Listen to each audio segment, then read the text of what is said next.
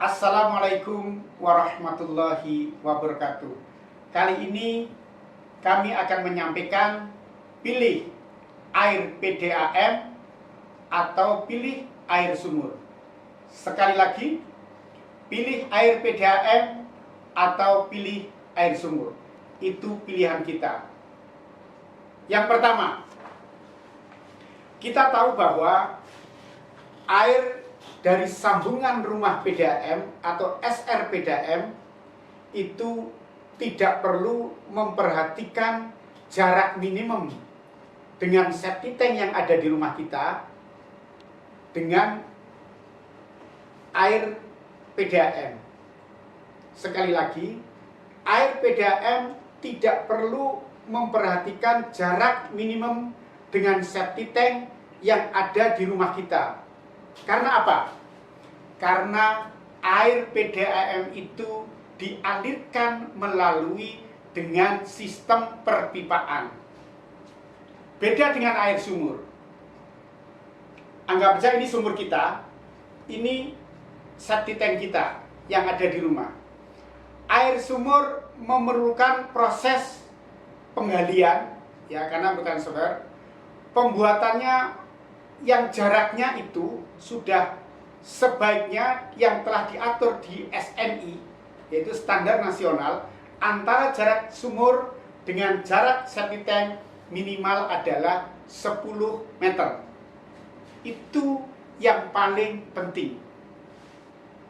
Sekali lagi, standar nasional Indonesia atau SNI mensyaratkan bahwa jarak minimal antara septic tank dengan sumur adalah 10 meter.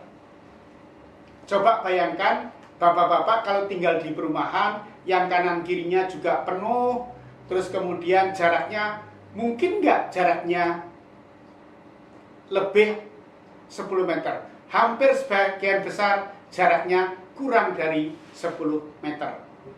Yang kedua, air PDAM adalah air yang melalui proses.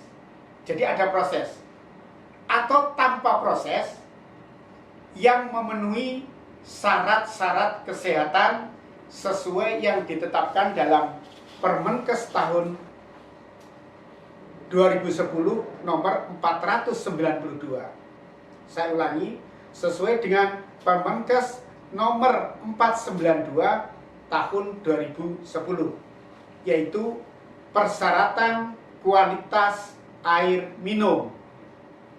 Sedangkan air sumur atau yang kita kenal adalah air sumur tanah dangkal, karena ada air sumur tanah dalam yang di atas 30 meter kedalamannya. Tapi kebanyakan kalau air sumur yang ada di rumah kita adalah air tanah dangkal, itu tidak harus memenuhi persyaratan kesehatan, karena memang tidak disyaratkan. Nah, itu air sumur. Beda kalau air PDAM tapi harus memenuhi persyaratan kualitas air minum yang ditetapkan dalam Permenkes tadi. Yang nomor tiga adalah bahwa air PDAM itu rutin diuji secara klinis dengan 27 parameter di laboratorium kesehatan milik pemerintah yang terakreditasi penuh. Sekali lagi, air PDAM rutin secara klinis atau rutin secara berkala diuji atau dites 27 parameter di Labkes yang terakreditasi penuh. Sedangkan air sumur yang ada di rumah kita hampir tidak pernah diuji secara klinis. Jangankan 27 parameter. Satu saja mungkin sumur kita tidak pernah. Coba kita cek. Pernahkah Bapak atau Ibu atau Saudara yang saat ini mendengar saya di rumahnya bahwa air sumurnya itu diuji secara klinis yang memenuhi syarat-syarat kesehatan? jangankan satu, misalkan bakteri E. coli saja atau kesadarannya saja. Sedangkan air PDAM ada 27 parameter yang diuji secara klinis itu di Labkes yang terakreditasi penuh. Yang keempat, bahwa air PDAM adalah air yang diuji secara klinis, tentu saja airnya itu jernih. Kemudian airnya tidak berasa. Tentu saja airnya tidak berwarna, tidak bau, tidak mengandung mikroorganisme yang berbahaya, dan tidak mengandung logam berat. Itu air PDAM, karena sudah diuji. Sedangkan air sumur dangkal atau air tanah dangkal, kita tidak mensyaratkan sumur kita tidak harus diuji secara klinis. Bahkan air sumur yang kelihatannya jernih, misalnya kita air sumur di rumah, Pak, ini air kita jernih kok, seperti itu. Tapi karena airnya tidak diuji secara klinis, bisa jadi air yang jernih itu mengandung mikroorganisme seperti bakteri atau logam berat. Apalagi yang jelas-jelas kelihatan tidak jernih, seperti misalnya ya, berwarna kekuning-kuningan sumur. Ya, kalau yang berwarna kuning-kuningan atau berwarna keruh pasti mengandung mikroorganisme atau logam berat yang berbahaya. Kalau kita mengkonsumsi mungkin 1 hari, 2 hari, mungkin paling besar adalah 1 bulan, kita tidak masalah. Tapi coba bayangkan kalau Anda mengkonsumsi air yang tidak diuji secara klinis 10 tahun, 20 tahun. Itu menjadi pertimbangan kita. Jadi pertimbangan kita adalah pilih air PDAM atau air sumur. Sedangkan yang kelima, kita lanjutkan sebagai berikut. Yang kelima adalah air PDAM bebas bakteri E. coli dan coliform. Karena apa? Air PDAM itu dilakukan proses klorinisasi atau pembuahan, minimal klornya adalah 0,2 mg per liter. Sekali lagi, air PDAM adalah bebas bakteri E. coli ataupun bakteri coliform. Karena air PDAM itu dilakukan proses klorinisasi, yaitu pembubuhan dengan minimal sisa klor di paling ujung PDAM atau ujung pelayanan kita adalah 0,2 mg per liter. Sedangkan air sumur belum tentu bebas bakteri E. coli. Seperti tadi yang di muka kami sampaikan, berwarna kuning atau setengah-setengah berwarna kuning. Nah, karena apa? Karena tidak dilakukan pembubuhan atau tidak dilakukan proses klorinisasi tadi yang seperti dalam PDAM, ya tentu saja air sumur itu bisa jadi sekali lagi mengandung bakteri E. coli. Karena hampir kita tidak pernah setiap saat atau setiap waktu air sumur kita dilakukan pembubuhan sendiri. Andai kata kita melakukan pembubuhan, takarannya belum tentu pas. Nah, sedangkan air PDAM takarannya insya Allah sudah pas. Oke, yang keenam. Yang keenam, bahwa air PDAM itu didistribusikan atau disalurkan melalui jaringan perpipaan yang tidak terhubung atau terputus dengan septic tank yang ada di sekitar kita atau di sekitar rumah kita, sehingga dapat dijamin bahwa air PDAM tidak tercemar bakteri E. coli dan coliform. Sedangkan air sumur yang berjarak 10 meter saja dari septic tank. Saya pernah mengikuti semacam seminar waktu itu pas Hari Air Sedunia, bahwa septic tank dengan sumur yang jaraknya 10 meter dan sumur itu atau septic tank itu sudah dibeton selama 10 tahun, bakteri E. coli bisa tembus. Sekali lagi, meskipun jaraknya sudah 10 meter dan itu sudah dibeton, apabila kira-kira 10 tahun, apalagi 12 tahun, apalagi lebih, dimungkinkan bakteri E. coli itu dapat menembus dinding beton itu. Karena dinding beton ukurannya hanya berapa meter, sentimeter, sedangkan bakteri E. coli itu ukurannya mikron, kecil sekali, sehingga memungkinkan tembus dinding beton yang dibuat di rumah kita. Apalagi kalau pembuatan base betonnya itu hanya disambungkan seperti misalnya ini base beton, disambungkan kayak gini, itu ada sela-selanya, ya otomatis bakteri E. coli bebas. Itu yang keenam. Sedangkan yang ketujuh adalah air PDAM itu didistribusikan melalui jaringan perpipaan yang terpusat. Sekali lagi, yang terpusat, sehingga mengoperasikannya kepada warga tidak perlu menggunakan energi listrik karena air PDAM sudah terpusat. Misalkan ini PDAM, ini rumah warga, sudah tidak perlu memerlukan bantuan listrik. Sedangkan air sumur yang ada di rumah kita, ialah kalau dulu ada di kerek seperti ini, tapi sekarang mayoritas kalau orang yang menggunakan air sumur pasti menggunakan pompa air, sehingga memerlukan tambahan energi listrik. Itu bedanya.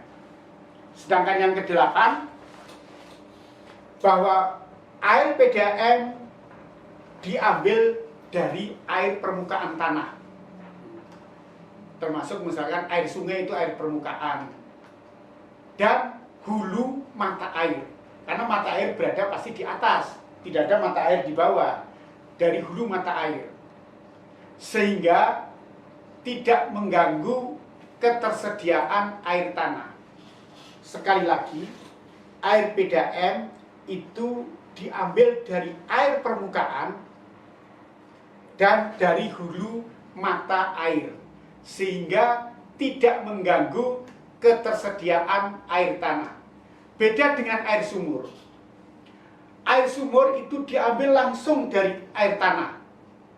Jika pemakaiannya tidak diatur dengan baik, bisa jadi ketersediaan air yang ada di tanah di lingkungan kita bisa terganggu.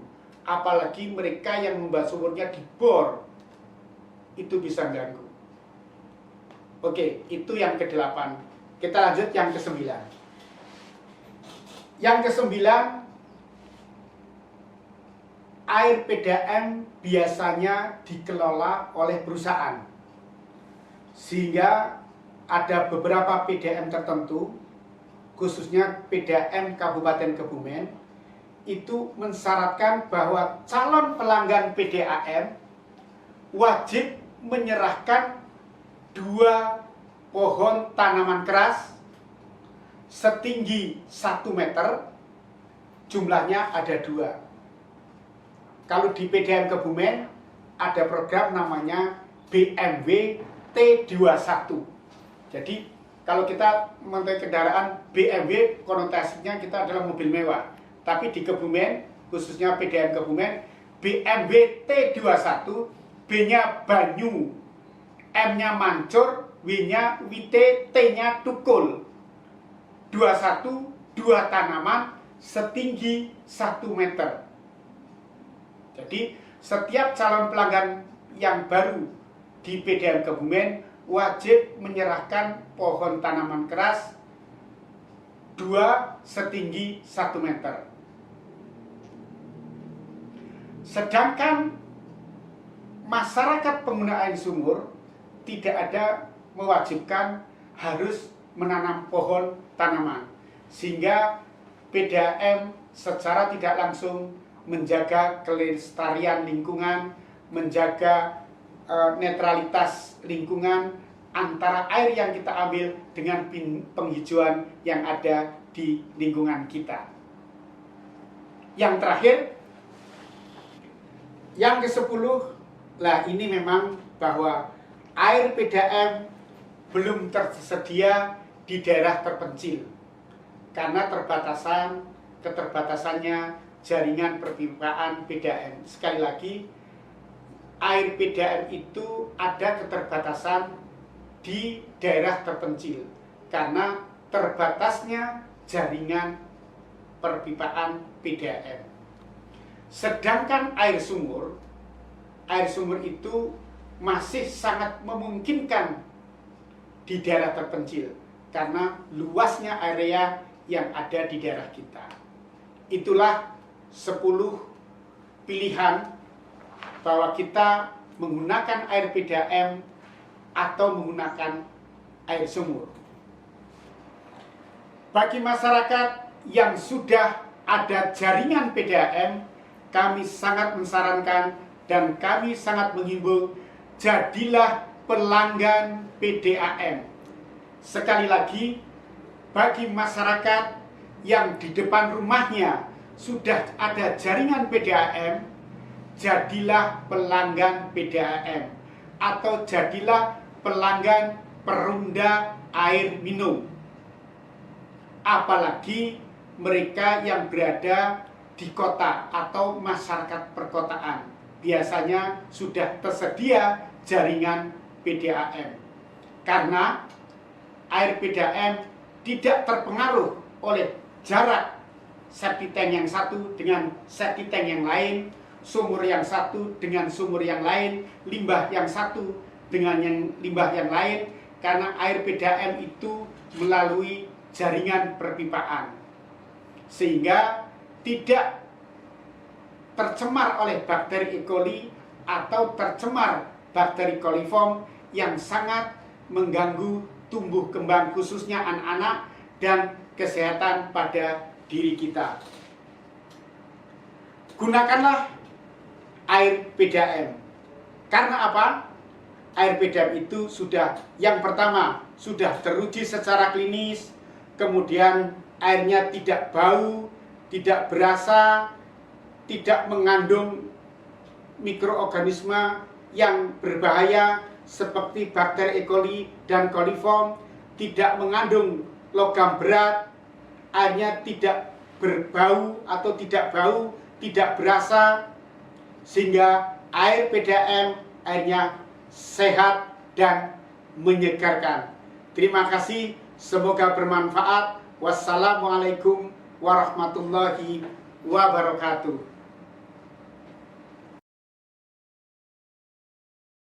Saya Bu Sri Rahayu Ningsih. Ini di perumahan apa nggih, Bu? Perumahan Griawahi Permai, Pak. Oh, perumahan GWP Pejagoan nggih. Iya, iya. Mau tanya, Bu, Ibu kenapa kok pakai air PDAM padahal Ibu punya sumur?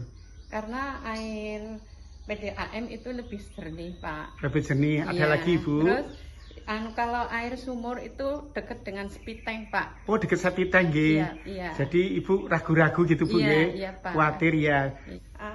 Kalau pakai air sumur buat nyuci itu warnanya kuning, Pak. Oh gitu, coba bisa Iya. Bu, air PDAM-nya kayak apa? Oh, iya, iya. Ya dibuka Bu, nggih, saya ingin tahu. Nggih. Ini, Pak. Oh, Lebih nggih. jernih, Pak. Jernih nggih, Bu. Nggih, terima kasih, Bu.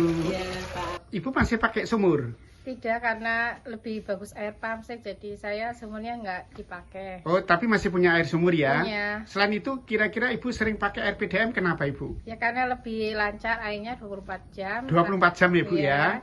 Terus buat nyuci juga lebih bersih, Lebih di bersih, baju, sama iya. menghemat listrik. Oh, menghemat listrik, nggih. Iya. Terima kasih, saya dengan Bu siapa? Bu Endah. Bu Endah, nggih, dari Iya. Kebumen ya, Bu, ya? Iya. Nggih. Kenapa Ibu sering pakai air PDAM daripada Karena- air sumur? Karena IPDM lancar. Lancar nggih, Bu? Iya. Apalagi, Bu? Ya lancar, tidak ada kendala apa-apa. Jadi maksimal lah, normal. Airnya maksimal, nggih. Nggih. Kalau nyuci-nyuci Ibu sering pakai air PDAM atau air sumur? Ya pakai PDAM lah. Kenapa Ibu? Karena bening bersih. Bening bersih. Iya. Terus minum pun juga masih pakai air PDAM. Oh, sampai diminum nggih Bu nggih. Iya, kan. Nggih.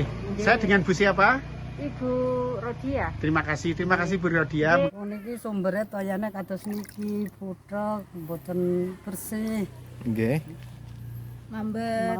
Lah mulane kula seniki ngangge pam. Oh, nggih. Sing kena nggih bersih. Nggih. Toyane bening. Nggih. Nggih sehat. Nggih. Mboten mambet. Nggih. Mulane kula seniki nganggene pam. Nggih niki kados niki ketinggal toyane bersih. Pokoke dos lah. Alasannya pakai air PDAM gimana Pak? Ya, yang jelas air sumur kami kurang bersih dan tidak layak atau tidak sehat. Makanya kami beralih ke PDAM. Satu, masalah kesehatan jelas sudah teruji di lab. Kedua kalinya airnya lancar, bersih, dan harganya terjangkau. Menurut Mbak gimana air PDAM, Mbak? Airnya bersih, jernih, dan sudah teruji kesehatannya. Oh gitu ya. Iya. Kalau air PDAM menurut saya itu bersih Mas, airnya jernih. Saya kan jualan ya, saya buat masak juga pakai air pam, soalnya airnya itu bebas dari bakteri E. coli. Oh gitu ya, nggih. Semenjak saya pakai PDAM, airnya jernih, bening. Sebelumnya kan saya keluarnya kalau pakai sumber sendiri airnya bau, nggak bisa dimasak. Sekarang semenjak pakai ini, alhamdulillah bisa dipakai buat cuci baju, buat diminum. Gitu. Saya memilih air PDAM karena airnya jernih dan sudah di lab dari kesehatan. Kenapa Ibu memilih air PDAM daripada air sumur, Ibu? Perkenalkan, saya Heti dari Desa Demengsari, Kecamatan Kaya, Pak. Saya memilih air PDAM karena air PDAM itu jernih, bersih, dan bebas dari bakteri E. coli namanya Pak. Kemudian kalau air sumur di daerah sini itu rata-rata kuning terus bau Pak. Gitu. Kenapa Pak Bapak sering menggunakan air PDAM? Air PDAM itu lebih mudah dan sekali waktu langsung ngalir. Sementara air sumur ini masih menggunakan listrik dan juga debit air kadang tidak mencukupi. Kalau sumur kan sudah nggak saya pakai karena sudah berbau. Kalau PDAM tuh berkualitas, sudah lab sama airnya bagus dan jernih. Nah, ya Pak, alhamdulillah saya jernih, tenan-tenan napa-napane lah pokoknya kepenak. Kayane sing sumur nggih niku kados niku. Oh niki nggih, Bu. Lumut butek nggih. Airnya jernih, bersih, dan menyegarkan. Terutama pelayannya bagus di wilayah Hadimulyo. Hidup ini pilihan. Aku memilih sukses. Hidup ini hanya sekali. Yang sekali aku memilih bahagia. Bahagia kuncinya sehat. Ingin sehat, gunakan air PDAM.